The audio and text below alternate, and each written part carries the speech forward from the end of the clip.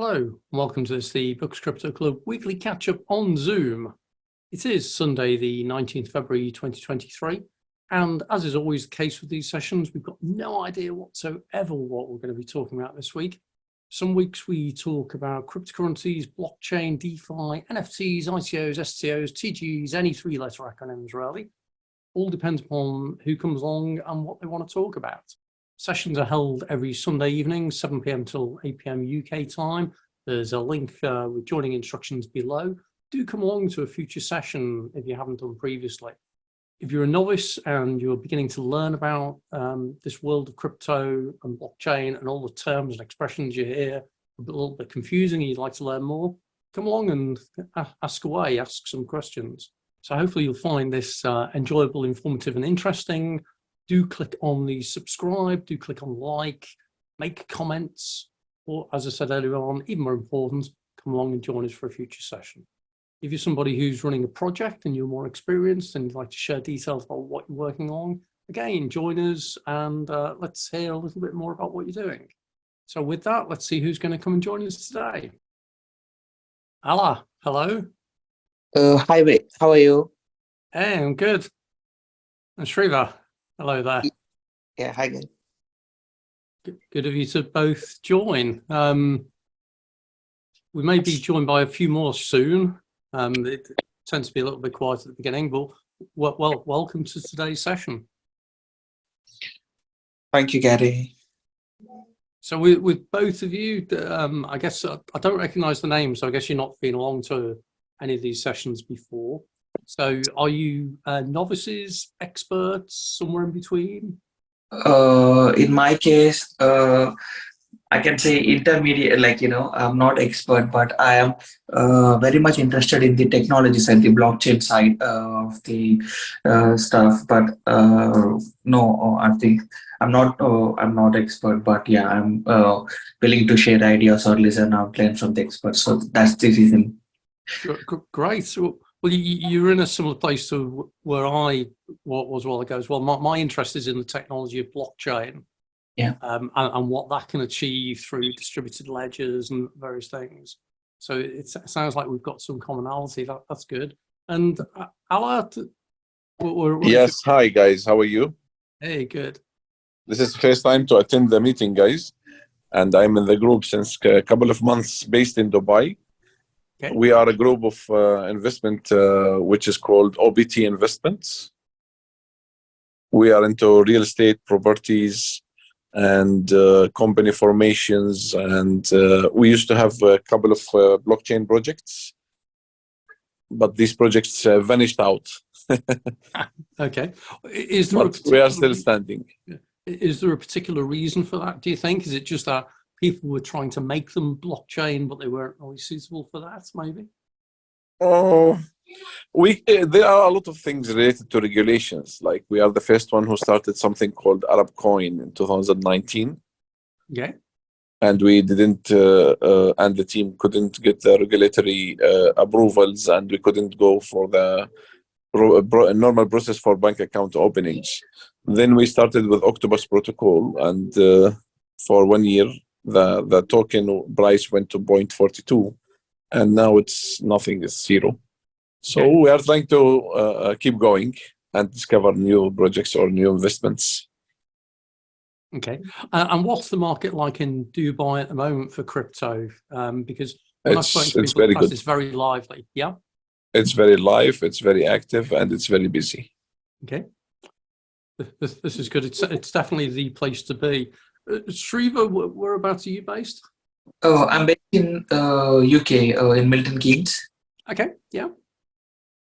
Just north of me. I live in South Buckinghamshire as opposed to North Buckinghamshire. That's good. And we've just been joined by Ari as well. Hello, Ari. I think Ari's sorting his microphone out at the moment. Okay. What's your background interest then, Shriva? Background, I am more into, I work in IT, so basically, but I'm into management side, agile, and that kind of work. But yeah, a couple of colleagues of mine, they have been part of a few projects who were working with one of the banks here, who did a project on who did some small projects to make international payments and stuff. So at that time, I was Okay. part of. Yeah. So that was what, international payments using a blockchain solution then? Yes. Okay. This was XRP. It was like a POC they did it at that time, and Because that's interesting. Ripple, who are behind XRP, Yeah. they seem to be working quite closely with the Bank of England at the moment in the UK around helping them with developing the options around a kind of government-backed digital currency, so a CBDC. So that's interesting. That's good. Oh, well, Ari said hello in text as well, so I guess maybe that means Ari's microphone's not working. So hello. I think his microphone's not doing well. Yeah, this is often the case with these things, unfortunately. Okay, well, for everyone who's not been before, which sounds like it's most, if not all of you, these sessions really are totally open. There's no agenda, there's no structure. We tend to cover whatever people want to talk about, really. So sometimes if we have novices, we can go into some basic things. We get joined by other people who join us later on as well, who tend to be quite knowledgeable in this space and have a mixture of experience in blockchain, in crypto custody, and all sorts of other things. So if you've come along with any particular questions or anything you'd like to understand, or anything you'd like to share, if you're working on a project or anything, do fire away. You're welcome. And we've just been joined by, is it Anno? Anno as well, who's taking the camera off. Don't be shy. It's Anna Mami. Anna Dramami, hey, good of you to join us. So you can leave you can leave your camera on, off, or whatever. It makes no difference here. Perfect. What brings you along today then? What was your area of interest? Not necessarily an area of interest, but crypto is something I've been doing research on, and I just kind of want to have at some point kind of a network of people around me that are kind of doing it as well. So I have been looking at kind of coins. So ADA is one that I've been looking at, a little bit of ETH at the moment. Polygon seems to be doing really well at the moment in the bear cycle. So it's one that I want to do a little bit of research on. But I'm also kind of doing NFTs a little bit in the ADA space. So I think right now I'm still pretty much a beginner, and it's just about kind of developing my knowledge. I've recently become aware of kind of this Hydra update on ADA, which they're saying that the transaction speed is going to be, I think, 100 million or something like that. So I want to do a bit more research into that. But yeah, very premature at this stage. It's mostly about gaining that knowledge and also meeting kind of like-minded people. Okay, brilliant. Well, the fact you reeled off about half a dozen different blockchain protocols means you're definitely not a novice. So that's something straight away. And it sounds like you've done fairly detailed research and knowledge to even be aware of what AID is being used for, and being aware of Polygon, which is more of an interoperability type platform. That's really good. Hey, we've just been joined by Elena as well. Hello, Elena. Hello, everyone. Hey, yeah. So we've got a mixture of people today, majority of whom have not been along before. So Anna, as you say, if you're here to learn, that's fantastic. But if you have any questions as well, these sessions are really, really useful to ask questions. Quite often, the more basic, the better. You find sometimes, I've been in the crypto space and in the blockchain space since about 2014, 2015. I went into it as a consultant in 2016. And I find I sometimes make the assumption that other people know what I mean when I say things. And as you're probably well aware in this space, we've come up with all sorts of terms that people just assume you know what you're talking about. So if anybody's got any questions or anything they'd like to ask, then please, this is a great opportunity to do so. Or is this where everyone stays quiet now and waits for everyone else to speak?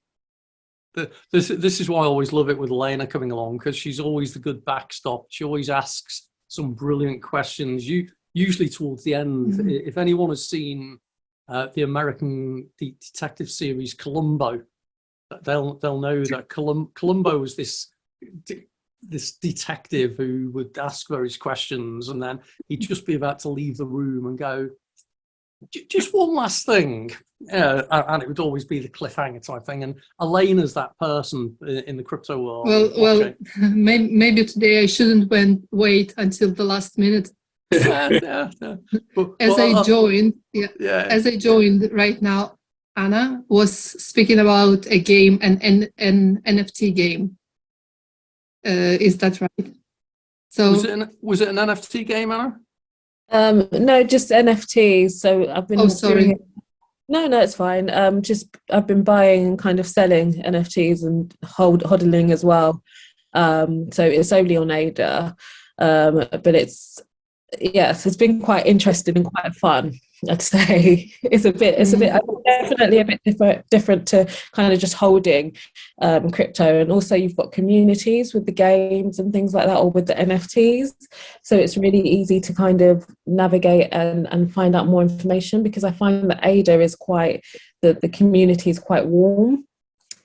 So you could literally go into a Discord and ask a question about the NFT, and they'll tell you if they have the information. So yeah, it's been quite interesting actually. Definitely would like to get into ETH NFTs at some point, but they're really expensive at the moment, so that's the kind of limiting factor there. But yeah. Whereabouts are you based, Anna, roughly geography wise? I'm based in South London. Okay. So for the UK, you're in exactly the right place then. Really? London seems to be rebuilding brilliantly at the moment. A whole Web3 NFT DeFi community or multiple communities. There seems to be so much going on at the moment. So it's really interesting. Do you have any information on that, or anywhere I can find? So the starting point is probably check up meetup.com. Yeah. So I actually run this group through meetup.com, and I run a few other groups through meetup.com as well. And I keep saying to people, if people aren't familiar with meetup.com, it's not actually a dating site. It is actually a legitimate site. And it's brilliant for finding people with similar interests. And there's loads of groups. There's loads of crypto groups. There's loads of blockchain groups, which are London based. The ETH London, in fact, ETH LDN is probably one of the original ones which I used to go to, which if you wanted to learn more about Ethereum and the team working on it, I went to a few of those. Vitalik used to come to a couple of those as well. So Vitalik Buterin, who's one of the founders behind Ethereum, has been along. I think Charles Hoskinson, who was behind Cardano, I think he's been to one or two meetups in London, certainly one I've been to. So yeah, I'd suggest check out meetup.com and just put London and crypto or blockchain in. Okay, perfect. Definitely, but it is really good. The places to be definitely seem to be London, Dubai, Abu Dhabi, and probably Texas of all places. Quite bizarre. I know loads of projects going on in San Antonio, Houston, and a couple of other places at the moment. So they seem to be the in places. So, I don't know who was on the call. Was it Ari or Allah? Sorry, it was Allah, wasn't it? You're in Dubai. Yes, so, I'm in Dubai. Yes. So what are you finding with the blockchain and crypto community there? Because my understanding is it's really active at the moment. A lot of events and a lot of conferences that's going on, and a lot of gatherings. So, and also there are a lot of interesting projects that's going on here. But till now, we didn't finalize any project to invest in or to jump in yet. Okay. I'm still screening and I'm still evaluating the projects and the markets, especially after the two hits that I told you that we have it in 2019 and 2022. Okay. Well, there's certainly plenty of things going on, and you were mentioning real estate. I know there's a number of real estate related crypto projects that are coming along at the moment, so it'd be interesting where they go. So I just see we've been joined by Julius and JC as well. Hey, Julius. Is Julius going to say hello? Hi, Gary. How are you? Hey, I'm good. Thanks for joining us. Yeah. Thank you. And JC as well joined us. Number of new people today. Hello. Can you hear me? Yeah, we can. Okay, great, guys. I hope today we have a great conversation and discussion about different topics about blockchain. Awesome. You're in the right place because we end up talking about all sorts of things.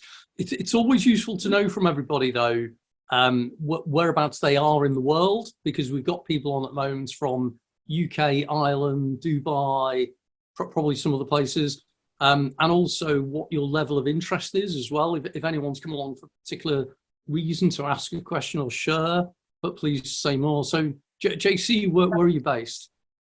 Hi, well, I'm actually from Peru, Latin America, but right now I'm doing my MBA in France. And I've been in the blockchain world for around 2 years already. So I have kind of some knowledge about it.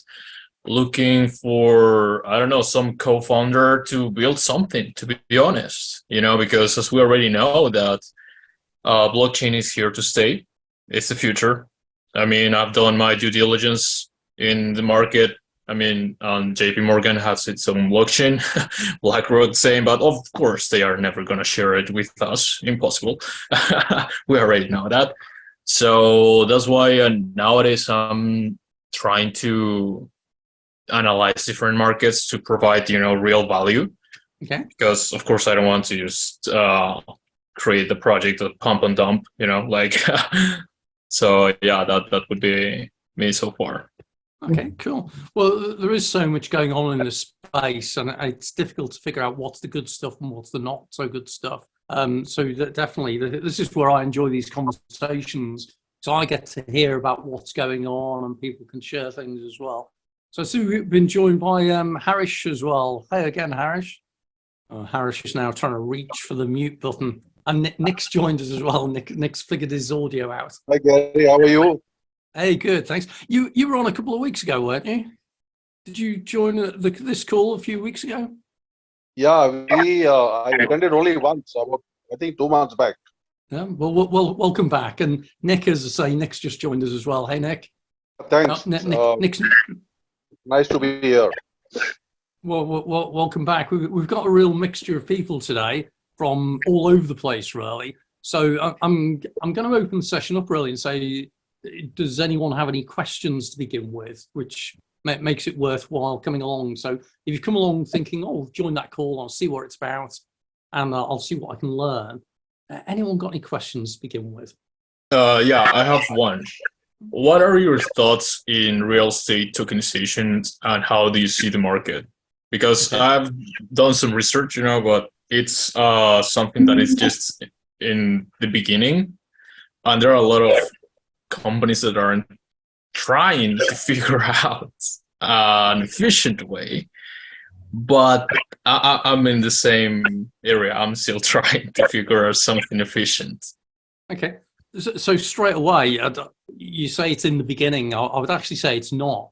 I've seen real estate projects, blockchain-based tokens, whatever you want to call them. I've seen them since 2015.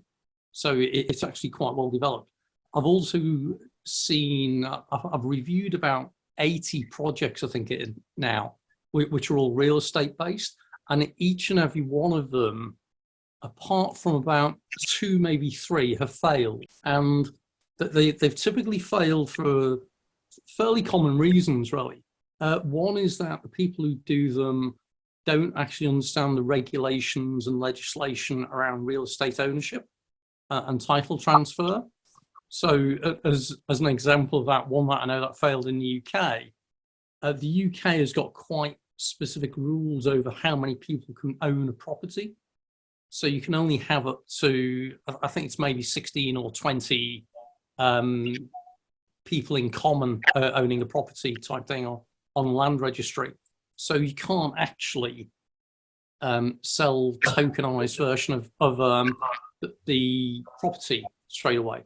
So I've seen a few fail because of that, and a few fail because of the other regulations around taxation, that kind of thing. What they tend to do, and I've seen it, one company asked me to review, they said, we're not going to tell you what this project's about, but just read this business design document, and it showed all company structures and all this kind of thing. And I looked at it and said, oh, it's a real estate crypto project, isn't it? And I said, how do you know that? And it was because it had the standard structure that tends to work, which is where you don't tokenize the property, but you set up a special purpose vehicle which owns the property, and you tokenize the shares in the special purpose vehicle. That tends to work.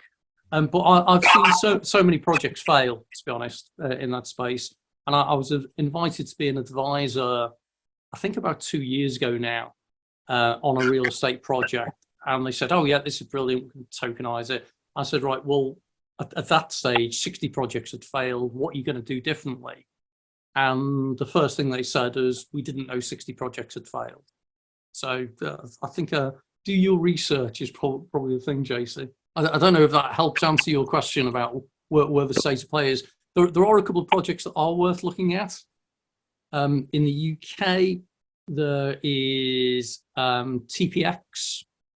And TPX is a UK-based company. The guy who set it up, the founder of it, Anthony Abel, sometimes comes on to these calls. So he's running a project which is doing like digital asset tokenization, which includes property. And there's a company in the northwest of England whose name escapes me. They've also done something, but all the others so far that seem to have failed. I don't know if that's of any use. Thank you.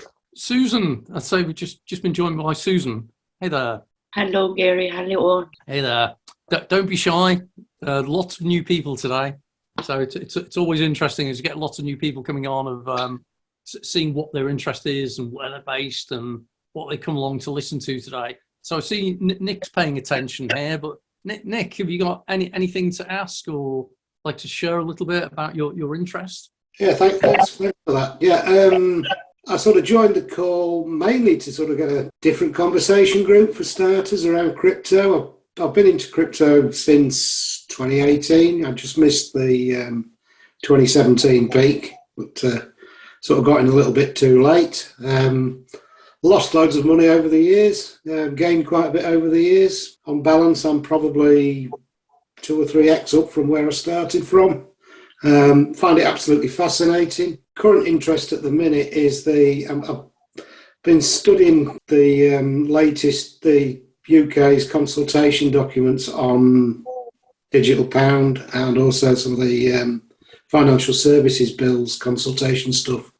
Yep. So I'm trying to sort of get my head around the adoption side of things and the regulation side of things, what the vision might be going forward. But yeah, just generally interested in crypto. Brilliant, and it's certainly it's a fascinating area. So for those who aren't UK based, there is some legislation that's going through Parliament at the moment, as Nick says, which is the Financial Services Markets Bill, which is currently at what's known as its third. Well, it's almost at its third reading. It's going through committee, so it's having various changes in it. Usually, legislation in the UK has nothing about crypto in it. The Financial Services Markets Bill is pages and pages. It's got massive amounts. And it certainly seems to be the UK government's attempt at regulating and legislating around it. So there's all sorts of things going on about proof of identity, which ties in with anti-money laundering and all this kind of thing, which is nothing new anyway, but also a whole range of things about criminal activity and the ability for the police to take your crypto, even if you're just suspected of a crime, even not proven guilty of it. So yeah, it's interesting stuff. And as Nick says, the UK Bank of England, they're running consultation at the moment around central bank digital currency. And they're asking the public what they think. And the HM Treasury is recruiting. In fact, the applications just finished last week. They're recruiting for a head of central bank digital currency on a salary which makes me feel that they're not being very serious about it, because it's not a very high salary for what the responsibility is in that, shall we say. But it's about 65,000, isn't it? Is the, yeah. I kind of thought the same. I thought, that sounds interesting. Then I saw the salary. I thought, that's not much for a London-based position. Yeah, it's not bad for a part-time role, perhaps. But I don't think they view it that way. So That's the way it goes. Okay, Nick, thanks for joining us. It's really interesting to hear your kind of interest on that. So hopefully you'll find this session and whatever of interest. Definitely. So Sure. I was asking before generally as well, before I picked on Nick, if anyone had any questions. I don't know, with such a wide ranging audience today, anyone got any questions or anything they'd like to share? Would you please brief us on the latest events in crypto sphere? Yeah. That's why I come along to these events, to find out what's happening. So let's think what's interesting. There is a court case in the UK at the moment, which is known as the Tulip Bitcoin case, I think it's called, which is interesting. That is to do with a gentleman by the name of Craig Wright. Craig Wright is one of the people who claims that he is the original Satoshi Nakamoto, so the inventor of Bitcoin, and he has gone to court over this, and he has successfully won some cases in it as well, but usually through default rather than through actual evidence. And there's a court case going through at the moment that he claims he is the originator of Bitcoin. He claims that some of the original Bitcoins are in a wallet for which the private key, which would give him access to the Bitcoins, has been stolen. And he is arguing that as the rightful owner of those crypto coins, even though he's lost the keys or the keys have been stolen, that the Bitcoin development team now has a fiduciary or financial obligation to recover the crypto for him because it's worth several £100 million. That is going to be an interesting court case. And I'm watching that with interest, because Was that slung out at the first attempt and it's gone to Court of Appeal, did I read? I think so. That I've not been following it too closely. I know a couple of people who are kind of involved in it. So I have to be cautious about what I say and what I comment on that. But certainly I think his fundamental argument is that because he believes that those crypto coins are his in the wallets that he can't access, then the Bitcoin developers have got an obligation to recover the crypto coins for him. Now, anyone who understands blockchain and crypto will understand that if you don't have the private keys, then there's no way of recovering the coins from a wallet. In order to access a crypto wallet, you need the keys. And if you don't have the private keys, the only other avenue is if you've got what is called a seed phrase. And seed phrase is like a 12 or 24 word phrase that allows you to recreate a private key. If you don't have those, then any crypto locked within a wallet address are kind of frozen.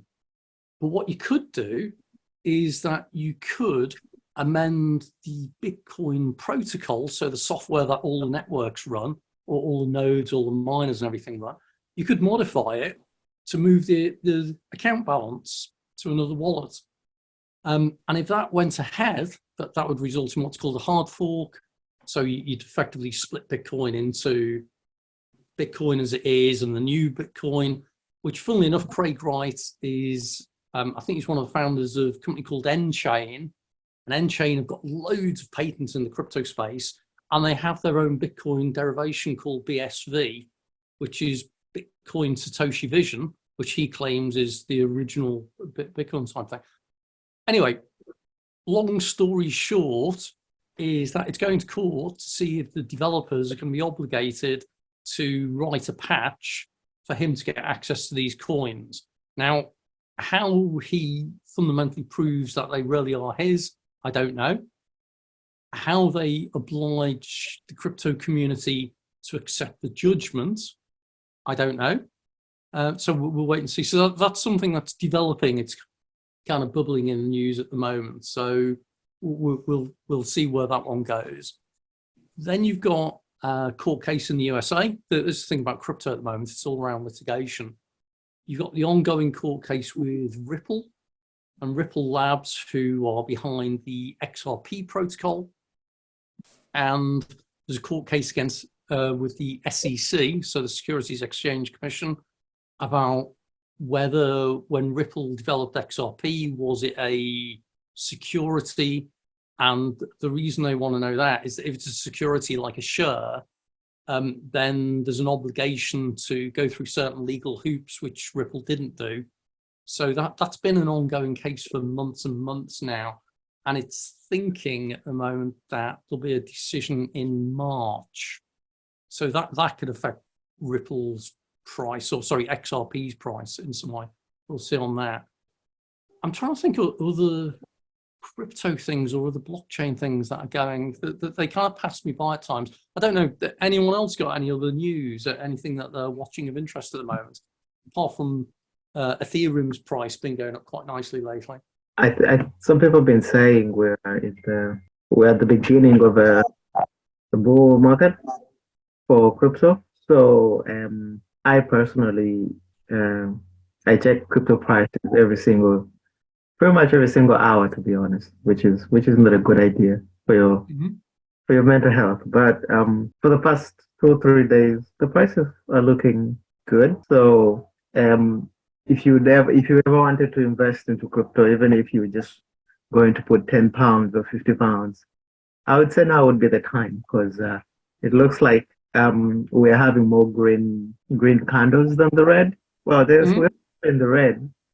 If you look at what we were about 2 years ago, but I would say the future it's starting to look good. It's starting to look good.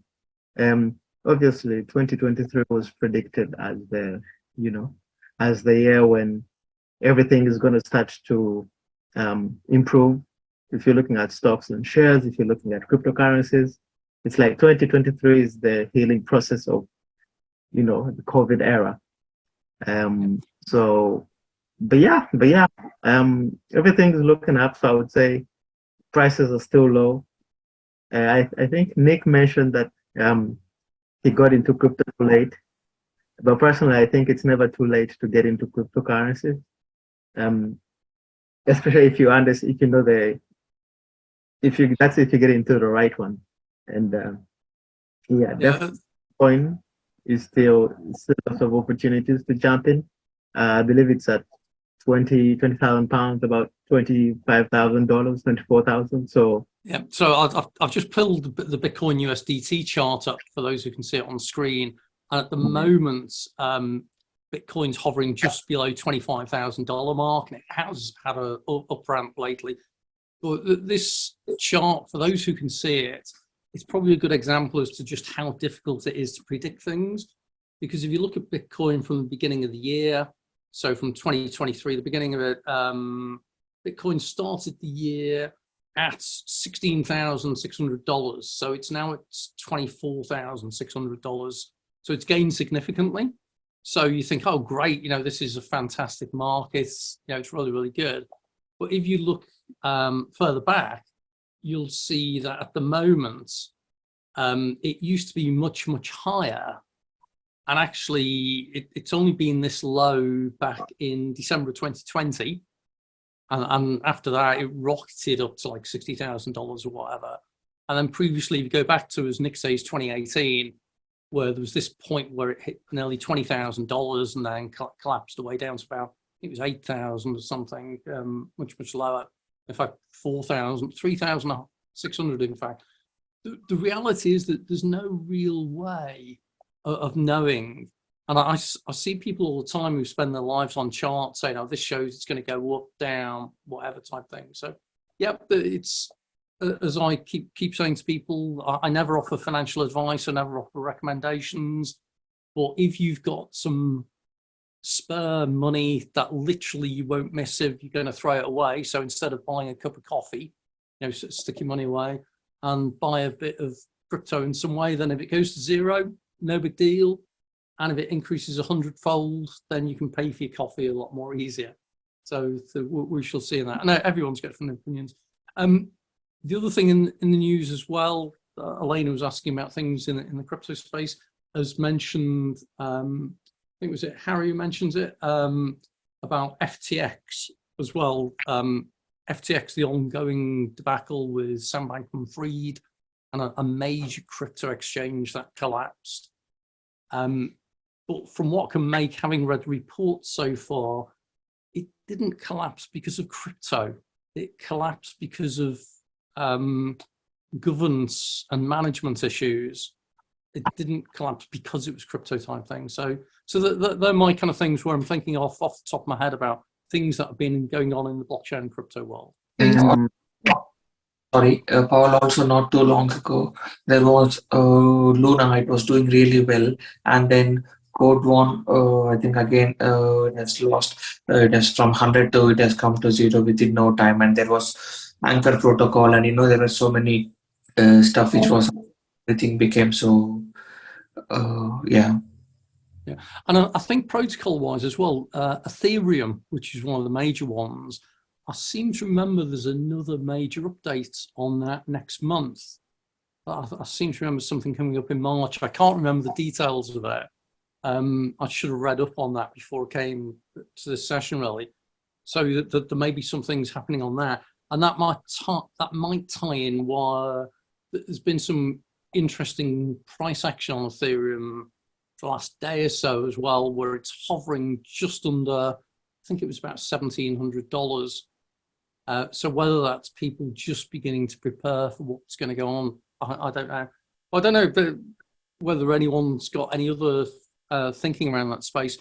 These sessions that we run, sometimes we end up talking about cryptocurrencies, and some weeks we end up talking about completely different blockchain or distributed ledger projects. So I don't know if anyone else has got any other thoughts or anything else to add. I think just to add to what you said, I think it's important to understand that most of the cryptocurrencies are always built upon other cryptocurrencies, so prices tend to affect each other in that sense. So when you have all these coins like Binance, and especially the altcoins, they tend to normally the prices tend to uniformly go up and down in relation to other cryptocurrencies. So and I've noticed that it's pretty much the same with stocks. Whenever the stocks are, sometimes when the stocks are going up, the cryptocurrencies are going up as well. And whenever they go down, they all go down at the same time.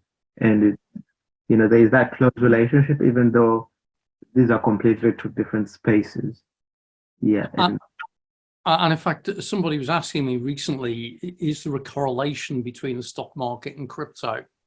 And is there a correlation between Bitcoin, for example, and other crypto? And my answer was, in both cases, yes, until there isn't. So you will find that there are periods where there's direct correlation between stock prices or share prices going up and Bitcoin going up. There are times where there's definitely a correlation between Bitcoin going up and everything else in the market going up. And then there are other times where they just behave completely differently. And this is where I always argue you can never really predict one from the other because they're not connected. So sometimes they'll happen to go up at the same time, and other times they won't. But Bitcoin, I'm trying to remember, is it about 40% of the crypto market is in Bitcoin? And so it will have quite an influence in terms of things going on. In fact, just checking now, Bitcoin dominance at the moment, 42%, and Ethereum is 18% of the entire crypto market. So if Bitcoin goes up, naturally other things are going to affect it as well. I think at the minute everything's correlated because they're all linked back to inflation and interest rates. Interest rates continue to go up. The world has less money in its pocket, so it can't invest in stock markets and crypto. I think that's why everything's following each other at the minute. You find that won't decouple until we start seeing that trend going the other way, I don't think. I think there's a couple of things that will have an impact, though. One is that there's a traded index called the VIX index, and the VIX index is what they call the fear and uncertainty, or the fear index, and it linked into high risk assets, I think it is. So basically when people are worried, and let's face it, at the moment, we've got a period of high inflation, low employment, we've got a potential of conflict around the world, all sorts of, so it's a pretty uncertain world. So I think the VIX index at the moment is quite high. Usually when you find the VIX index goes up, crypto tends to go up as well, because people are looking for what's known as a safe harbor. And it's the old thing that when you're worried about how safe your money is, you will tend to invest in things like gold, silver, property, or whatever, which tend to be inflation or recession proof. And it used to be the case with crypto, but now it isn't. And it completely varies, that kind of thing. So I think that's one of the things that has an impact. The other thing as well is around regulation. And I think as crypto becomes increasingly regulated, I think what happens is short term that makes it harder to get into crypto. And anyone who's got a bank account where they've tried linking it to a crypto a crypto exchange will probably have found in many countries that's getting harder and harder. But over time, I think as it becomes more regulated, that actually then makes it easier to get into. And so more people will get into it, and hopefully that'll have a positive impact. So that's my thinking. So there you go, there's a number of views about various things on that. And we've just been joined by JT as well. Hey, JT. He's put his hand up straight away. Is he putting his hand up to say, I can't speak? JT, come on, you're holding us in suspense here. Sorry, pressing the wrong buttons. Hi, guys. Hey. We've got a whole mixture of people this evening, from people who've a fair amount of experience through to relative novices. So it's a good mix of fresh people today. Excellent. What have you guys been talking about? Well, Elena has always asked the brilliant question. She asked about any news or interesting stuff in the blockchain and crypto world. So I was sharing some thoughts around FTX, around the FCC. Are you going to talk about CBDCs? Say again? That was the subject of discussion, CBDCs. Yeah. So CBDCs is the other one. As Nick mentioned before, in the UK, the Bank of England has got a consultation paper out at the moment on what they're describing as the digital pound. Many countries are coming out with their CBDCs. India, US, everybody is coming with their digital currencies. So my reading is that they want to control the cryptos, because the cryptos have shown what freedom is about money is to the common man, So now the governments are trying to get back their control because of the growing popularity of the cryptos. So they want to maintain their control, which they have been doing for the last, 50, 60 years. And they are trying to, enforce this upon the people, so that, they can be under their control, I think. I think you may be right. And there's various trackers as well. I was going to pull one up which shows just how many countries are now doing CBDC type solutions, and there are lots of them, as you say. So it does seem that governments of the world are trying to maintain control. The US is now looking for programmers. Yeah, I saw the job advert for that. I don't have it to hand, but I saw something where they were looking for developers in some way. Just for info for everybody on the screen, I've just pulled up. This is a great site, CBDC Tracker. That actually shows a number of projects underway. And as you can see, I think there are about 4 live projects which are like tiny countries in the Caribbean. So Jamaica has got, is it Jamcoin? I think they called it. And there's a couple of others. Haiti, Cancellers, they were doing some stuff with them. But certainly Central America seems to be quite active in setting up CBDCs or crypto type solutions. I don't know how. These are all going to be centralized. They are not going to be decentralized. No, I don't know. I agree. I don't know how I don't know how European Union is going to get one, because Germany is still a cash society, like 72% is everything is actual real cash, not even credit cards, just cash in hand economy. So the people revolt, we've seen what's happening, in Nigeria. People don't want to use, so it's going to be quite interesting to see what happens around Europe, The UK, people will be forced and nobody gives a shit, so they'll just go ahead, It's a good point with Europe, because the EU is doing some work around a digital currency, isn't it? Yeah, and it's interesting as well, at the same time as the EU researching a central bank digital currency for the EU, I believe there are several governments who are also looking at digital currencies of their own, which is strange because they're all supposed to be part of the EU. So we'll see where that one goes. Yeah. I think in countries where you have very strong financial and banking institutions, and when I say strong, I mean historically these countries where the financial institutions have been responsible for influencing the setup of the whole country in general. For example, when you look at a country like England, England has a strong banking influence in the politics of the country, in other policies, social, educational, and all these other sectors. So countries like that, those tend to be heavily monitored by these institutions. So it's no surprise they are already monitored to sort of control any influence that might affect the economics of the country. So it's no surprise that England is likely to come up with some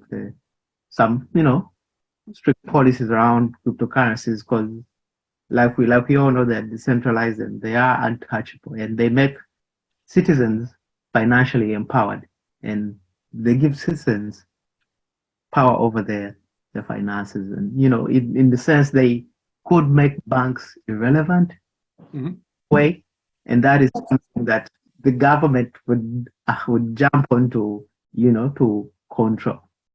So I see Nick shaking his head, and I think I empathise with his shaking of his head, but I suspect it may be exactly the opposite. But Nick, what you're thinking? Yeah, I'll say, not just from you guys, but I've heard lots of scare stories about these centralized digital currencies. And I say, over the weekend, I've been reading this HM Treasury's consultation document, and it's anything but that. It's the intention, or the way they're trying to explain it is, if you think of it, easiest way to think of it is it's an extension of what we've already got. So they make it very clear we're not going to lose our bank accounts, we are not going to lose cash, but they are recognising the fact that we increasingly over the last 10, 20 years, we use cash less and less and less all the time. I rarely have cash in my pocket. I use my debit cards all the time. And so I suppose the easiest parallel of looking at the digital pound is it's almost like you're taking on an extra credit card. So you've got a card which has got a limit. They're talking initially about transition phase, where they want to introduce a limit for the digital pound. So each individual would have, say, £10,000 available to them within their digital wallet. And the reason they're doing that is they don't want everybody to drag everything out of the banks, dump it in the digital wallets, and then the banks don't have any reserves. So there's a lot around that. They also talk a lot about interoperability of cash, bank accounts, digital pound, and they also mention they put stable coins into the picture as well. They're not dismissing stable coins, they're not dismissing crypto. They're just, the digital pound is a way of fitting it all together, is how it's envisaged. It's a long journey. It's a very early stage of development at the minute, but Yeah, I'm not as scared as some of the stories I hear. I am quite scared, actually. Yeah. I'm really, really scared because what they are not deciding up front is what exactly is the end goal. Yeah. And that's a problem because if they're going with programmable, look, we discuss already this almost every week. Yeah. One thing is programmable payments. Yeah. Another thing is programmable money. And they are going at the moment with a lot of these policies that they are exploring, consulting. Yeah. They are going on the programmable money, and that's something should never be allowed. Programmable payments, yes, no problem at all. We should all really be for it because, like you said, we're doing a lot more digital, less cash in hand, paper cash or coins or whatever. So that's okay, yeah, and we should really do it. It solves a lot of problems as well, yeah. But programmable money, absolutely not. And this thing of limiting exactly that. Oh, it's just £10,000 initially because of this, because of that. That's the problem, yeah. Because at any point in time, in the future, the functions are there. Yeah, we know what happened in Canada with the truck drivers. I mean, they can do in a second anyone that they want to stop. They can stop, and that is quite dangerous, because money should never be, how should I say, limited by a government directly. There's courts, there's everything that then go after your money, yeah?